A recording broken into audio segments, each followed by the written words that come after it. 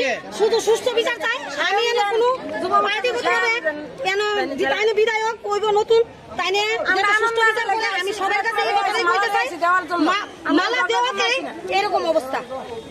কতজন আহত হয়েছে এই ঘটনায়? কেন প্রায় 8 থেকে 9 জন, একজন মাথা ফাটিয়ে গেছে, একজনের এদিকে মনে হইতেছে লোহা জাতীয় জিনিস দিয়ে সে আঘাত করছে, একদম হেলমেট দিয়ে বাইরে, একজন অবস্থা খুব কাইল অবস্থা, অন্যরকম অবস্থা হেরে নিয়ে যাওয়া হইতেছে। ওখানে কি নিয়ে ঘটনাটা কি নিয়ে আমরা কিছু বলতে পারি না, আমরা তো এসছি বিধায়ককে ফুলের তোড়া দেওয়ার জন্য।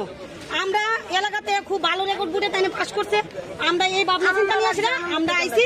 তারা যে এরকম পরিস্থিতি আগে থেকে নিয়ে রাখছে আমরা সেটা জানি না। কারা নিয়ে রেখেছে? এই তো ইয়ং বয়সের যুব মোর্চার ছেলেরাইতে হবে। তাদের নাম জানেন কি? না, নাম জানি না, কিন্তু তারা সবাই আসছিল এখানে। যারা ভিডিও করতেছেন আপনারা এই চোটটা যে দিছে এই ভিডিওর মধ্যেই আছে, আপনারা ফুটেজ চেক করলে পেয়ে যাবেন। হ্যাঁ হ্যাঁ, তারাও বিজেপি করে। এক দলে থেকে একজনের সঙ্গে আরেকজন কেন মারপিট করবে?